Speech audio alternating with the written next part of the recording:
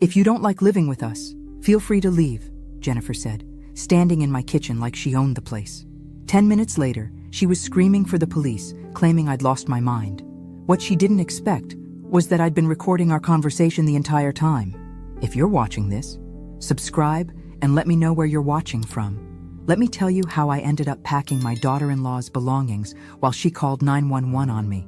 It started 8 months ago when my son Daniel lost his job at the accounting firm. "Just temporarily, Mom," he'd said, showing up at my door with Jennifer and their 2 suitcases. "Until I get back on my feet." I'm Margaret Walsh, 67 years old, and apparently naive enough to believe that temporarily meant what it used to mean. My husband Robert left me this beautiful 4-bedroom house in Maple Heights when he passed 2 years ago, along with a comfortable retirement that I'd earned through 40 years of teaching high school English. What I didn't realize was that I'd just invited 2 parasites into my home. "Mom, you're being ridiculous," Daniel had said that Tuesday morning when I suggested maybe 8 months was long enough for a temporary stay. "Jennifer and I contribute to this household." Contribute. That's rich. Considering they'd paid exactly $0 in rent, utilities, or groceries since moving in. Jennifer worked part-time at a salon and spent most of her income on designer coffee and online shopping. Daniel had supposedly been job hunting, though his hunting grounds seemed to be limited to the couch and my refrigerator. "We do the dishes sometimes," Jennifer added, not looking up from her phone where she was scrolling through vacation photos from the trip to Cancun they'd taken with my credit card, without asking. "How generous of you," I said. Even I could hear the acid in my voice. That's when Jennifer looked up, her eyes cold as winter. "Margaret, if you don't like living with us, you're free to leave any time." The audacity took my breath away. In my own house, my own kitchen, standing next to the refrigerator I'd bought and paid for, eating food I'd purchased with my pension. "Excuse me?" I said quietly. "You heard me. Nobody's forcing you to stay here if we're such a burden." Daniel shifted uncomfortably, but said nothing. My own son, watching his wife kick his mother out of her own home. That's when something snapped inside me. The old Margaret would have apologized, maybe even started packing her own bags. But this Margaret had been pushed too far. "You know what, Jennifer? You're absolutely right." I walked upstairs to the guest room where they'd been sleeping and pulled their largest suitcase from the closet. Jennifer followed me, probably expecting to see me fold my clothes into it. Instead, I started tossing her things inside. Her expensive workout clothes that had never seen a gym, the jewelry she'd bought with money they didn't have, the designer handbags cluttering my dresser. "What are you doing?" she shrieked. "Packing," I said calmly, adding Daniel's collection of gaming equipment to the pile. "Isn't this what you wanted?" "Not our stuff." "Your stuff!" I paused, holding one of her ridiculously overpriced sweaters. "Oh, honey, I'm not the one who needs to leave. This is my house. My name is on the deed." Her face went white, then red, then purple. She pulled out her phone and started dialing frantically. "Yes, I need police and an ambulance," she said, her voice suddenly shaky and tearful. "My mother-in-law is having some kind of breakdown. She's acting completely erratic, and I'm scared for everyone's safety." Mother-in-law? Since when was I family? "She's threatening us and packing our belongings. I think she might be having a psychotic episode." I kept packing, amazed at how calm I felt. Let her call whoever she wanted. This was still my house. What I didn't know was that Jennifer had been planning this moment for months. 7 minutes after Jennifer's dramatic phone call, my doorbell rang. Through the window, I could see 2 police officers and a paramedic standing on my porch. Behind them was a black sedan I didn't recognize. "Mrs. Walsh?" The older officer was polite but cautious. "We received a call about a disturbance." "Please come in," I said, stepping aside, though I'm not sure what disturbance they're referring to. Jennifer appeared at the top of the stairs, her face streaked with what looked like genuine tears. "Officers, thank God you're here." She just started throwing our things around, shouting about how we don't belong here. I've never seen her like this. The younger officer looked between us. "Ma'am, is this your residence?" "Yes, it is. I've lived here for 32 years. "And you, miss?" "I'm Jennifer Walsh, Daniel's wife. Daniel is Margaret's son. We've been staying here to help take care of her since her husband died." "Help take care of me?" I almost laughed. The woman who couldn't remember to flush the toilet was taking care of me? Mrs. Walsh, the older officer said gently, your daughter-in-law says you were packing their belongings and asked them to leave. Can you tell us what happened? Certainly. Jennifer told me that if I didn't like living with them, I was free to leave. Since this is my house, I suggested they might be the ones who should leave instead. The paramedic stepped forward. He was young, probably fresh out of training. Mrs. Walsh, I'm going to ask you a few questions, just to make sure you're feeling okay. Can you tell me what day it is? Tuesday, October 15th. It's 2:30 in the afternoon, and I'm feeling perfectly fine, thank you. Do you know who the president is? I rattled off the current political information, my address, my social security number, and even recited the opening lines of Hamlet for good measure. The paramedic looked confused. She seems completely lucid, he said to the officers. That's when the man from the black sedan appeared. He was tall, silver-haired, and wore an expensive suit that screamed private practice. Officers, I'm Dr. Bradley Cooper. I'm a psychiatrist, and Mrs. Walsh has been one of my patients. I stared at him. I beg your pardon? I've never seen you before in my life. Margaret, Dr. Cooper said in that condescending tone medical professionals use on difficult elderly patients. You came to see me last month about your memory issues and paranoid thoughts about your family. That's impossible. I don't have memory issues, and I certainly don't have paranoid thoughts.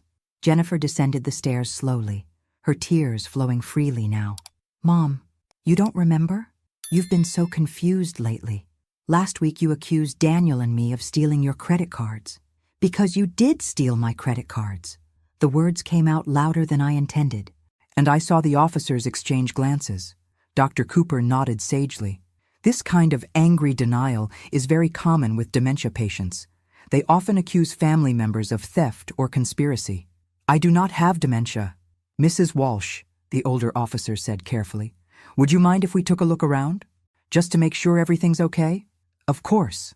I led them through my pristine house. The living room where Jennifer's magazines were scattered across my coffee table, the kitchen where their dirty dishes sat in my sink, my home office where Daniel had been using my computer to play online poker. In the guest room, their belongings were indeed scattered across the floor where I'd been packing them. To someone who didn't know the context, it might have looked like the actions of someone having a breakdown. Dr. Cooper examined the scene with theatrical concern. Margaret, can you explain why you were packing these items? Because Jennifer told me if I didn't like living with them, I could leave. I was simply taking her advice and helping them pack. But these aren't your belongings to pack, he said gently. They're in my house. They've been here 8 months without paying rent. Jennifer sobbed louder.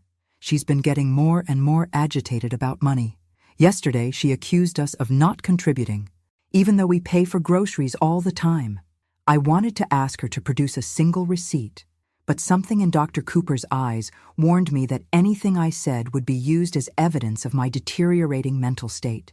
The realization hit me like a physical blow. This wasn't a spontaneous breakdown response. This was planned.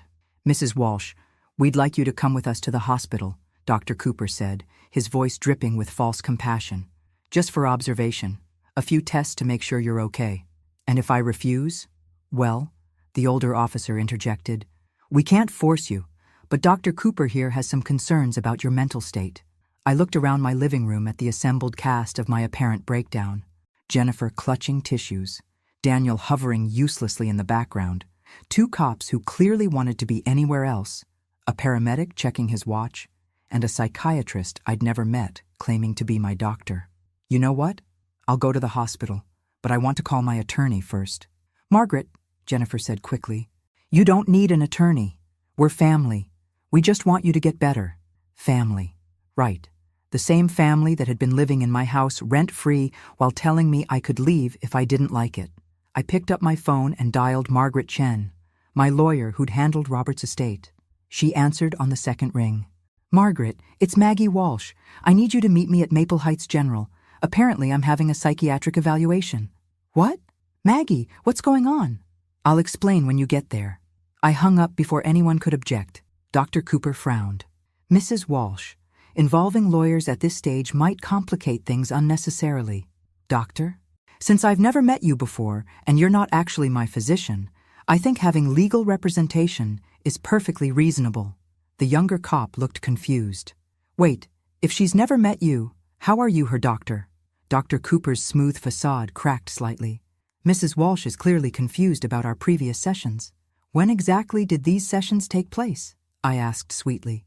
Patient confidentiality prevents me from— Oh, you can discuss my supposed memory issues and paranoid thoughts in front of the police, but you can't tell me when I supposedly visited your office? Jennifer stepped forward quickly. Mom, you don't remember because of the confusion. That's why Dr.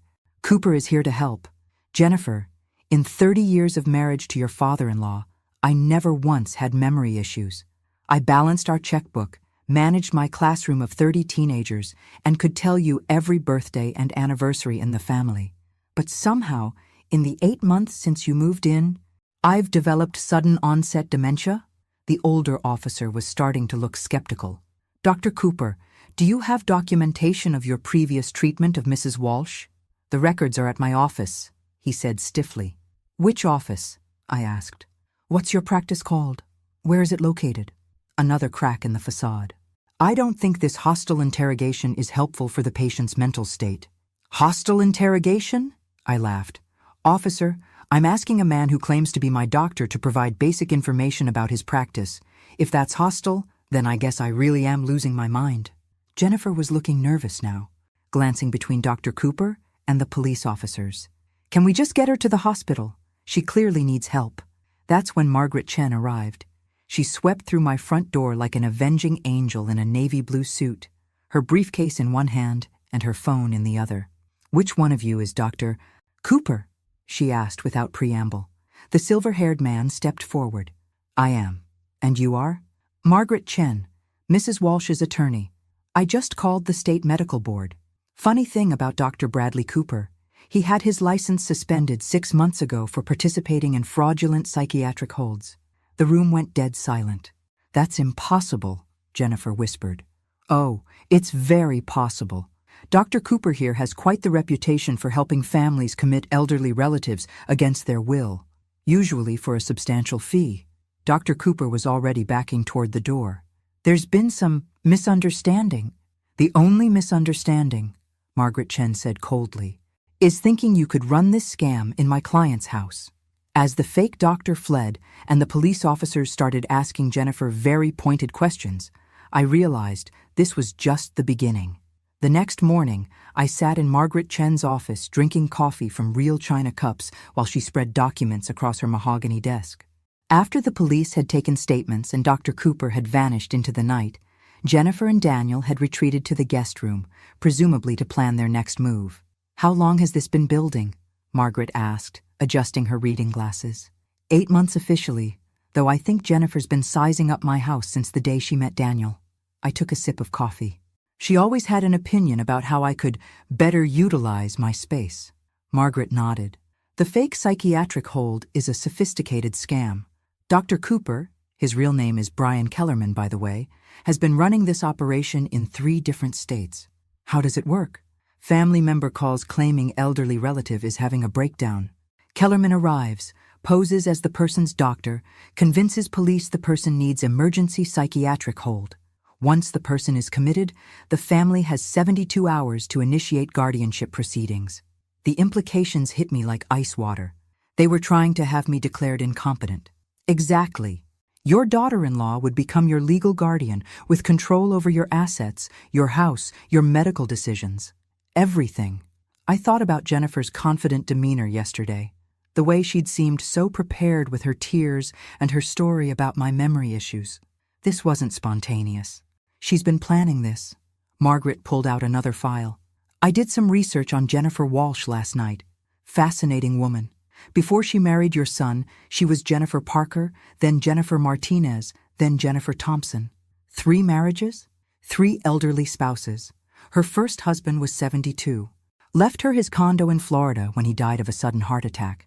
Second husband was 68, left her his investment portfolio after a convenient fall down the stairs.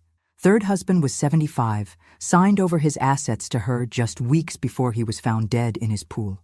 My hands were shaking. And now she's married to my son, who's 42 and completely healthy, but his mother— Margaret let the sentence hang. His mother is 67, with a paid-off house and a substantial retirement account. Bingo. Daniel might not even know what Jennifer's really planning. Some of these women are very skilled at manipulation. I stood up and walked to Margaret's window, looking out at the busy street below. Normal people going about their normal lives, unaware that predators like Jennifer existed. What do? First, we document everything. I want you to install security cameras in your house today. Record every conversation, every interaction. Second, we contact the other jurisdictions where Jennifer operated. Build a pattern of behavior. And third, Margaret smiled grimly. Third, we give Jennifer Walsh exactly what she deserves. That afternoon, I returned home to find Jennifer in my kitchen making herself a sandwich. She looked up when I entered, her expression carefully neutral. How are you feeling today? Mom? Mom. She'd never called me that before yesterday. I'm feeling quite well, thank you. Although I am curious about something. What's that? She was being so careful, so concerned. The perfect daughter-in-law tending to her confused mother-in-law. I was wondering about your previous marriages. Jennifer's hand froze halfway to the mustard jar. My what? Your previous husbands. I met the most interesting police detective today. He had some fascinating stories about recent widow Jennifer Parker, Jennifer Martinez, and Jennifer Thompson. The color drained from her face. I don't know what you're talking about. Of course you don't. I opened my purse and pulled out the small recording device Margaret had given me. Just like you don't know Dr. Cooper's real name is Brian Kellerman, and he's a convicted fraud. Jennifer stared at the device like it was a snake. You can't record me without my permission. Actually, in a one-party consent state like ours, I can record any conversation I'm participating in, especially in my own house. She was backing toward the door now, her mask of concern completely gone. Daniel! My son appeared from the living room, remote control still in his hand. What's wrong? Your mother is recording us. She's completely paranoid. Daniel looked confused. Mom, why are you recording Jennifer? Because your wife has been married 3 times before you, and all 3 of her previous husbands are dead. The remote control clattered to the floor. Daniel stood frozen in my living room, staring at Jennifer like he'd never seen her before. That's not true, he said finally, but his voice lacked conviction. Show him the documents, Margaret, I said into my phone, which was connected to a conference call with my attorney. Margaret's voice came through the speaker clearly. Daniel, I'm emailing you the death certificates and marriage licenses right now. Your wife was married to Robert Parker in 2018. He died 6 months later. Then to Carlos Martinez in 2019. He died 8 months after the wedding. Then to William Thompson in 2021. Dead in 4 months. Jennifer finally found her voice. Those were coincidences. I can't help it if I attracted older men who had health problems. Older men, I repeated. Robert Parker was 72. Carlos Martinez was 68. William Thompson was 75. And now you're married to my 42-year-old son. That's quite a pattern, Jennifer. Daniel was scrolling through his phone, reading the documents Margaret had sent. His face grew paler with each swipe. Jennifer, he said quietly, you told me you'd only been married once before. To a man who died in a car accident. I didn't want you to think I was unlucky in love, she said, trying to recapture her sweet, vulnerable tone. People judge widows, especially young widows. Young? Jennifer was 39 years old and looked every day of it under her carefully applied makeup. What about Dr. Cooper? Daniel asked. The man who was here yesterday claiming to be Mom's psychiatrist? Jennifer's eyes darted between us. I don't know anything about him. The police must have called him. Margaret's voice cut through the speaker. Actually, Jennifer, we have phone records showing 3 calls from your cell phone to Brian Kellerman's number over the past 2 weeks. The longest call was 47 minutes. That's impossible. Would you like me to read you the exact times and durations? Jennifer was backing toward the staircase now. Daniel, you have to believe me. Your mother is trying to turn you against me. Turn him against you? I laughed. Jennifer, you tried to have me committed to a psychiatric facility yesterday. You called a fake doctor to my house and told the police I was having a breakdown. I don't need to turn anyone against you. You're doing a fine job of that yourself. Daniel was staring at his phone screen. Jennifer, this says Robert Parker changed his will 2 weeks before he died. He left everything to you instead of his children. He loved me. His children were horrible to him. And Carlos Martinez signed over power of attorney to you the day before he fell down the stairs. He was getting forgetful. I was helping him manage his affairs. William Thompson transferred his bank accounts to your name 3 days before he drowned in his pool. Jennifer's voice was getting higher, more desperate. These are all coincidences. You're making it sound like I killed them. The room went silent. She'd said the quiet part out loud. Daniel set his phone down slowly. Jennifer, did you kill those men? Of course not. I loved them. They were good to me. It's not my fault they died. But it is convenient, I said quietly, that they all died right after giving you access to their assets. Margaret's voice came through the phone again. Jennifer, I think you should know that the police departments in Miami, Phoenix, and Portland are very interested in reopening those 3 cases, especially since they've discovered your connection to Brian Kellerman. Jennifer looked trapped, cornered, but I'd learned yesterday that cornered animals are the most dangerous. You know what? She said, her voice suddenly calm. Fine. You want to know the truth? Those old men were pathetic, lonely, desperate, eager to throw money at any woman who paid attention to them.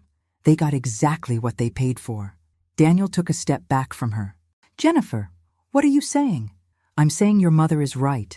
I married old, rich men who died conveniently and left me their money. And yes, I was planning to do the same thing to her. The casual confession hit the room like a bomb. But here's what your precious mother doesn't understand, Jennifer continued, her mask completely off now. I don't need Daniel anymore. I already transferred half her retirement account to my personal account last month. My blood went cold. What? Jennifer smiled for the first time since yesterday. Amazing what you can accomplish with someone's signature when you bring them their morning coffee every day. A little something in the coffee to make them drowsy, a few documents to sign, and voila, she'd been drugging me. You've been drugging me, I said, the pieces finally clicking into place. The unexplained fatigue I'd been experiencing, the mornings when I'd wake up groggy with no memory of the previous evening, the documents I'd supposedly signed but couldn't remember. Jennifer's smile was cold and satisfied. Just a little something to help you sleep better. You seemed so stressed about having house guests. Daniel was backing away from her, horror written across his face. Jennifer, you drugged my mother? Oh, don't act so shocked, Danny. You were happy enough to spend the money I transferred from her accounts. That vacation to Cancun, the new gaming equipment, the designer clothes I bought you. Where did you think the money was coming from? I thought you were working. I thought your salon job paid minimum wage plus tips. Really, Daniel, you're even more naive than your mother. Margaret's voice crackled through the phone speaker. Jennifer, I need you to know that this entire conversation is being recorded. And as of 10 minutes ago, the FBI has frozen all bank accounts associated with your social security number. Jennifer's confidence faltered. You can't do that. Actually, when someone is suspected of serial elder fraud across multiple states, the federal government can do quite a lot. In fact, Agent Sarah Mitchell should be arriving at the house any moment now. As if on cue, the doorbell rang. Through the window, I could see black SUVs lining my street. You set me up, Jennifer whispered. No, I said, standing up straighter than I had in months. I protected myself. There's a difference. The FBI agents were professional and efficient. Agent Mitchell, a woman about my age with steel gray hair and kind eyes, took Jennifer into custody while explaining her rights. The irony wasn't lost on me that Jennifer was being read the same rights she'd tried to strip away from me. Mrs. Walsh, Agent Mitchell said after Jennifer had been taken away, we're going to need you to come to the field office tomorrow to give a full statement, but I want you to know how brave you were to come forward. I didn't come forward. I was just trying to keep them from kicking me out of my own house. Agent Mitchell smiled. Sometimes the bravest thing we do is simply refuse to be victims. After the agents left, Daniel and I sat in my living room in awkward silence. He looked older somehow, smaller. The man who'd watched his wife insult me in my own kitchen was gone, replaced by someone who was clearly questioning everything he thought he knew about his life. Mom, he said finally, I didn't know about any of it. I swear to you, I had no idea what Jennifer was doing. I studied his face, looking for the truth. But you knew she was disrespectful to me. You heard her tell me to leave my own house, and you said nothing. He nodded miserably. You're right. I was weak. I was so grateful that someone wanted to be with me after I lost my job. I didn't want to rock the boat. And now? Now I realize I chose a woman who was planning to murder my mother over the son who let her get away with it. He looked up at me with tears in his eyes. Can you ever forgive me? I reached over and took his hand. Daniel, you're my son. I love you, but you need to understand that respect isn't optional. Not in my house, not in my life. I understand. And Mom, I'm going to find my own place. You deserve to have your house back. I squeezed his hand. One thing at a time. First, we're going to figure out how much money Jennifer stole and get it back. Then we're going to make sure she never has the opportunity to hurt another family. What I didn't tell him was that I'd already decided what I was going to do with the money once we recovered it. Jennifer Walsh thought she could prey on vulnerable seniors with impunity. She was about to learn how wrong she was. 3 weeks after Jennifer's arrest, I was sitting in Agent Mitchell's office, staring at a number that made my head spin. She stole $347,000 from you over 8 months, Agent Mitchell said, sliding the bank statements across her desk. But here's what's interesting. She only spent about $60,000 of it. Where's the rest? That's what we're trying to figure out. Jennifer was part of a larger operation. We think your case was just one piece of a much bigger puzzle. I leaned back in the uncomfortable government-issued chair. How much bigger? Agent Mitchell pulled out a thick file. We've identified at least 15 other victims across 6 states, all elderly, all targeted the same way. Fake psychiatric holds, fraudulent power of attorney documents, forged signatures. 15 people like me? 15 people who weren't as smart as you, she corrected. Most of them are now in nursing homes, declared incompetent by courts, their assets controlled by loving family members who are actually part of this network. The scope of it was staggering. Jennifer was working with other people? Jennifer, Brian Kellerman, at least 3 other fake doctors, several corrupt lawyers, and what appears to be a placement coordinator who identifies targets. Placement coordinator? Agent Mitchell opened another file. Someone who works in healthcare or senior services, identifies wealthy elderly people who are isolated or vulnerable, and passes their information to the team. I thought about how easily Jennifer had waltzed into my life through Daniel. How did they find me? We're still investigating that. But Mrs. Walsh, we need your help. What kind of help? The other victims can't testify. They've been declared mentally incompetent, or they're too scared, or they've been convinced by their captors that they're actually sick. You're the only victim who fought back successfully. What are you asking me to do? Agent Mitchell leaned forward. Help us catch the rest of them. There's someone at the top of this operation we haven't identified yet. Someone who's been running this scam for at least 5 years. I thought about those 15 other people, trapped in nursing homes. Their families probably told they were getting the best care, while their life savings disappeared into criminal accounts. What would I need to do? Act as bait. The plan was elegant in its simplicity. Agent Mitchell explained it over coffee in my kitchen 3 days later, with Daniel listening in shocked silence. They would leak information that I'd recovered my stolen money and was looking to invest it safely. They'd monitor the phones and digital communications of everyone in Jennifer's network who hadn't been arrested yet. The idea is that someone will approach you with a new investment opportunity or financial service, Agent Mitchell said. Someone trustworthy, probably recommended by a friend or through your church or community center. And then? Then we see how deep this rabbit hole goes. Daniel shook his head. Mom, this sounds dangerous. What if something goes wrong? I patted his hand. Honey, something already went wrong. Your wife tried to have me committed and steal my life savings. At this point, danger is relative. Agent Mitchell smiled. Mrs. Walsh will be completely protected.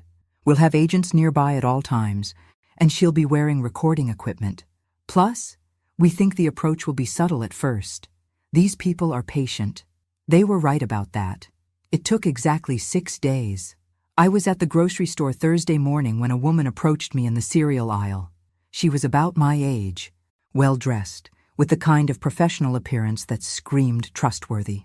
Excuse me, she said with a warm smile. Aren't you Margaret Walsh? I'm Helen Curtis. I think our daughters went to high school together. I didn't recognize her, but I smiled politely. Nice to meet you, Helen. I hate to bother you, but I couldn't help overhearing you talking to the pharmacist about managing your retirement funds. I just went through something similar after my husband passed. My radar immediately went up. I hadn't been talking to the pharmacist about my finances. Oh? Yes, and I found the most wonderful financial advisor. He specializes in helping widows protect their assets from family members who might take advantage. There it was, the hook, delivered with perfect timing and false sympathy. That's very kind of you to mention, I said carefully. Helen handed me a business card. His name is Robert Davidson. He's helped so many of us ladies in similar situations. Very discreet, very professional. After she walked away, I immediately texted Agent Mitchell the details. Her response came back quickly. Perfect. We know Robert Davidson. He's been on our radar for months. 2 days later, Robert Davidson called. Robert Davidson had the smoothest voice I'd heard since my high school drama teacher. Warm, reassuring, with just a hint of concern that made you want to trust him immediately. Mrs. Walsh, Helen Curtis suggested I reach out to you. She mentioned you might be interested in exploring some secure investment options. I might be, I said, settling into my kitchen chair while Agent Mitchell monitored from the van parked across the street. Though I have to admit, I'm a bit wary these days. I recently had some trouble with someone trying to take advantage of my finances. Oh my, Robert's voice oozed sympathy. Unfortunately, that's far too common. Elder financial abuse is epidemic, particularly from family members who feel entitled to their parents' assets. He was good, really good. Would you be interested in meeting for coffee? I have an office in downtown Maple Heights, very comfortable, very private. I specialize in helping seniors protect their wealth from predatory family members. We arranged to meet the following Tuesday at his office. Agent Mitchell briefed me thoroughly beforehand. Robert Davidson is sophisticated, she warned. He's been doing this for at least 3 years. His approach is usually a legitimate-seeming investment that requires signing over temporary power of attorney for processing purposes. And then? Then you disappear into the system. Fake medical emergency, fake psychiatric evaluation, fake diagnosis of incompetence. By the time your real family figures out what happened, your assets are gone and you're in a locked facility somewhere. How many people has he done this to? We think at least 20. But Mrs. Walsh, this meeting is our chance to get him on tape discussing the scam. Robert Davidson's office was everything you'd expect from a legitimate financial advisor. Expensive furniture, diplomas on the walls, family photos on his desk. If I hadn't known what I was looking for, I would have trusted him completely. Mrs. Walsh, thank you so much for coming in. Helen Curtis spoke very highly of you. He was younger than I'd expected, maybe 55, with silver hair and grandfatherly eyes behind wire-rimmed glasses. The kind of man you'd trust to walk your dog or help you change a tire. Helen seems lovely, I said, taking the seat across from his desk. She's one of my success stories, actually. When we first met, her stepchildren were trying to have her declared incompetent so they could access her late husband's estate. Now her assets are completely protected. How did you manage that? Robert leaned forward conspiratorially. Between you and me, Margaret. May I call you Margaret? There are legal strategies available to seniors that most people don't know about. Ways to protect your assets that go beyond simple trusts or wills. Such as? Well, there's a process where we can temporarily transfer your assets into a protective holding account while we establish what's called a senior asset shield. It's completely legal, but it has to be done correctly. Temporarily transfer my assets? Just while the paperwork is processed. Usually takes about 2 weeks. During that time, your money is completely safe from any family members who might try to claim you're incompetent or unable to manage your affairs. I pretended to consider this. That sounds complicated. Not at all. I handle everything. You just sign a few documents giving me temporary authority to move your funds, and I take care of the rest. Helen went through the exact same process. And where exactly are my assets transferred to during this process? Robert's smile never wavered. A secure holding account managed by my firm. Fully insured, completely safe. You'll get statements showing exactly where every penny is. I see. And what happens if something were to happen to me during those 2 weeks? If I had a medical emergency or something? Well, that's the beauty of the system. If you become incapacitated for any reason, the protective hold remains in place until you're able to manage your affairs again. Your family can't touch the money. Predatory relatives can't manipulate you into bad decisions. It's foolproof. I bet it was foolproof. For him. Robert, I have to ask. This all sounds almost too good to be true. How do I know this isn't some kind of scam? His expression shifted to one of hurt surprise. Margaret, I understand your concern. After what you've been through with your family situation, of course you're suspicious. But I've been helping seniors protect their assets for over a decade. I can provide references, testimonials, whatever you need to feel comfortable. I'd like to think about it. Of course, but Margaret, I have to tell you, based on what Helen mentioned about your recent troubles, time might be of the essence. If your family is already trying to challenge your competency, every day we wait gives them more opportunity to build a case against you. The perfect pressure tactic. Create urgency based on manufactured fear. How quickly could we do this if I decided to move forward?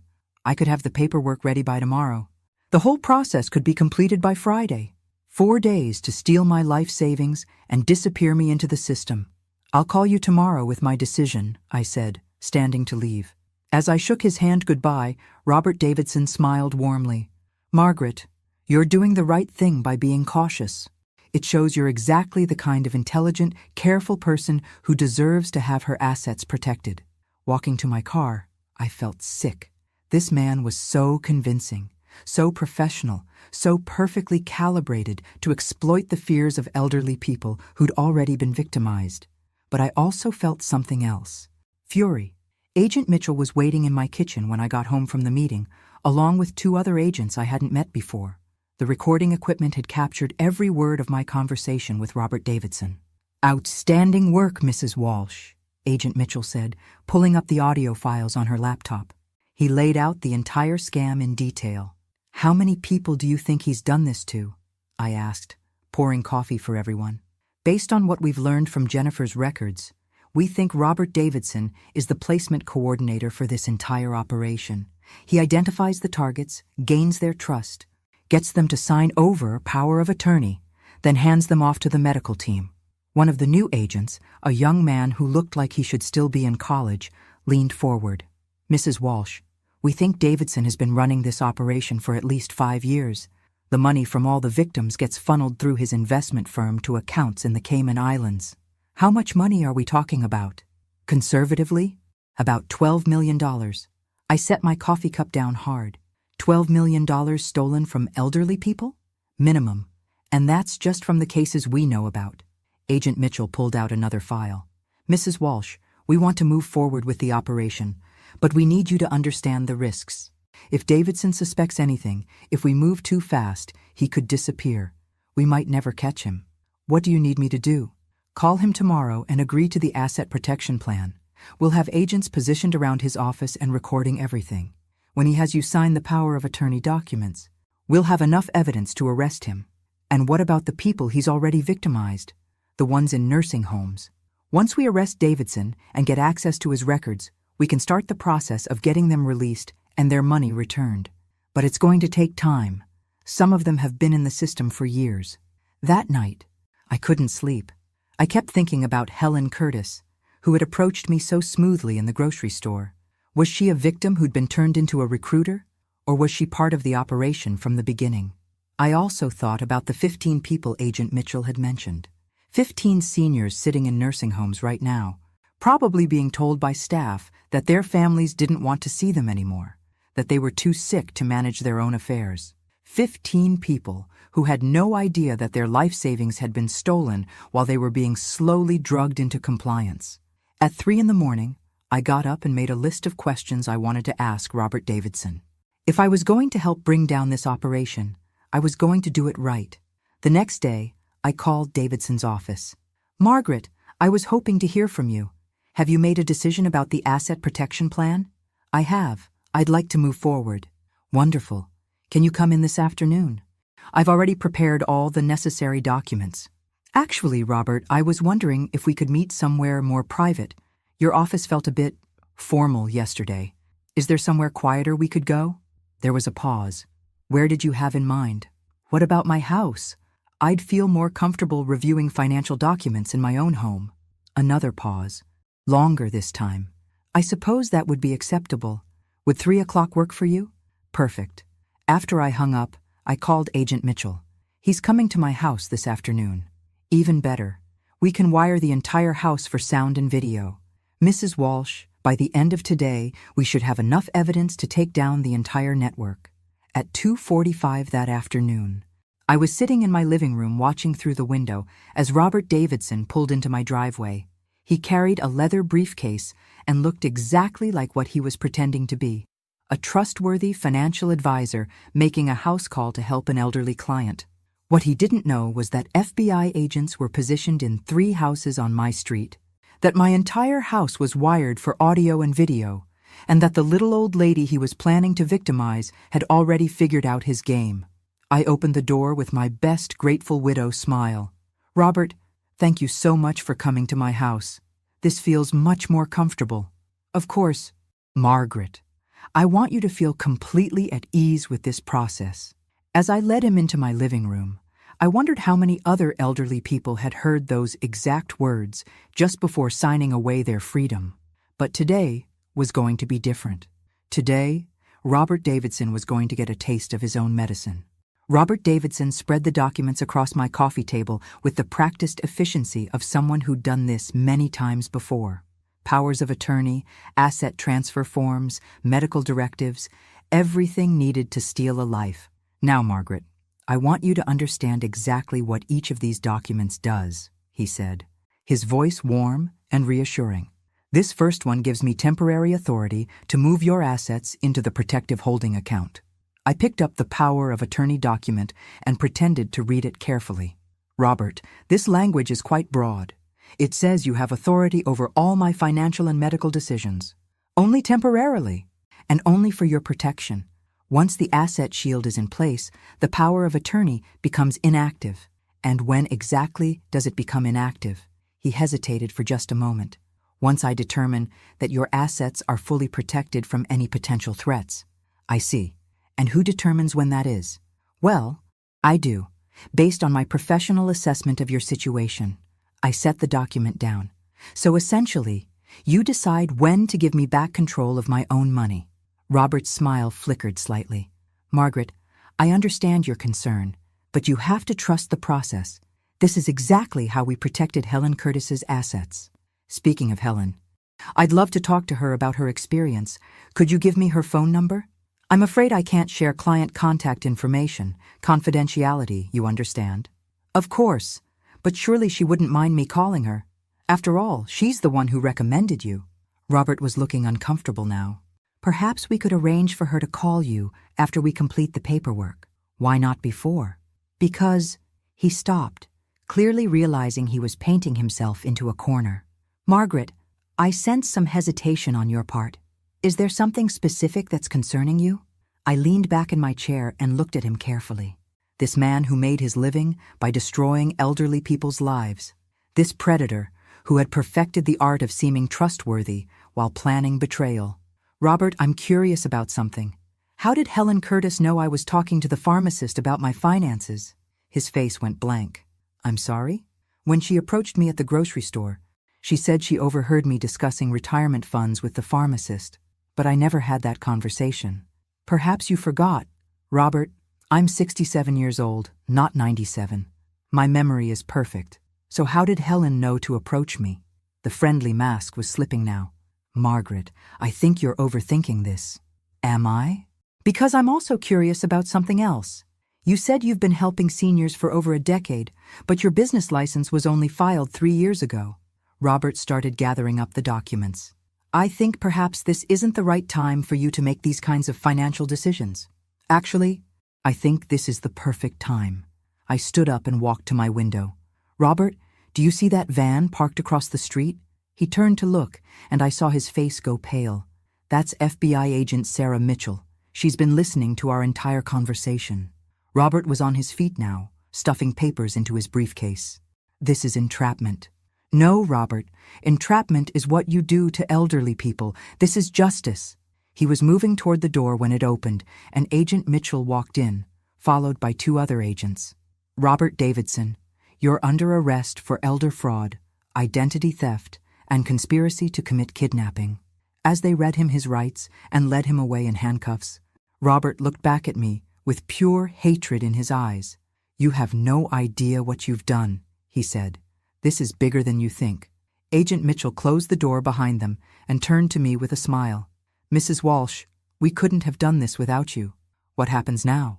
Now we use the information from Davidson's records to locate all the victims and start getting them released.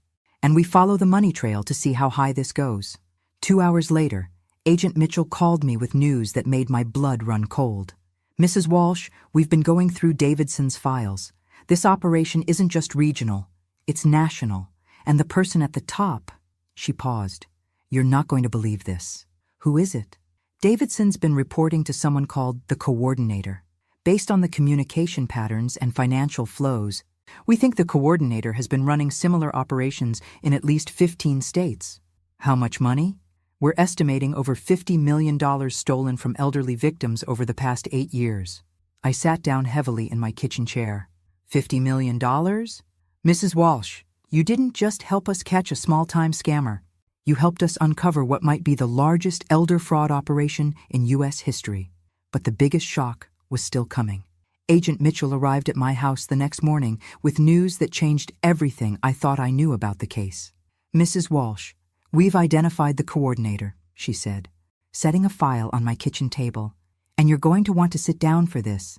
I poured coffee and settled into my chair. Who is it? She opened the file and pulled out a photograph, a professional headshot of a woman in her 50s with perfectly styled silver hair and kind eyes. I stared at the picture, confusion flooding through me. I don't understand.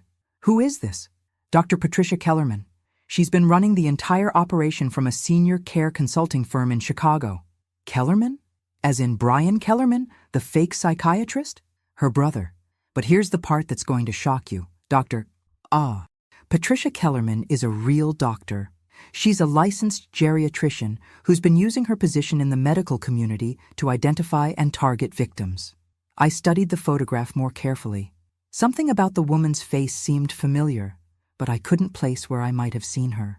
She uses her medical practice to identify elderly patients who are wealthy and isolated, Agent Mitchell continued. Then she refers them to what she calls specialized elder care coordinators, people like Robert Davidson. And her patients trust her because she's a real doctor. Exactly. Over the past 8 years, she's built a network of fake financial advisors, corrupt lawyers, and fraudulent medical professionals across 15 states. They've stolen over $50 million and placed more than 200 elderly people in secured facilities against their will. The scope of it was staggering. 200 people? We started making arrests across the country yesterday. We've recovered 37 victims so far, and we're working to locate the rest. Agent Mitchell pulled out another document. Mrs. Walsh, there's something else. We found your name in Dr. Kellerman's files. My blood went cold. What do you mean? You were targeted 18 months ago, long before Jennifer came into your life. She handed me a folder with my name on it. Inside were copies of my medical records, financial statements, property records, even photographs of my house. How did she get all this? We're still investigating, but we think someone in your medical provider's office was feeding information to Dr. Kellerman's network. I thought back to my annual physical 18 months ago, the routine blood work and screening tests. Had someone in my doctor's office been passing my information to these criminals? Mrs. Walsh, Jennifer didn't find your family by accident. She was directed to your son Daniel specifically because Dr. Kellerman's research showed you were the perfect target. What do you mean, perfect target? Agent Mitchell flipped through the file.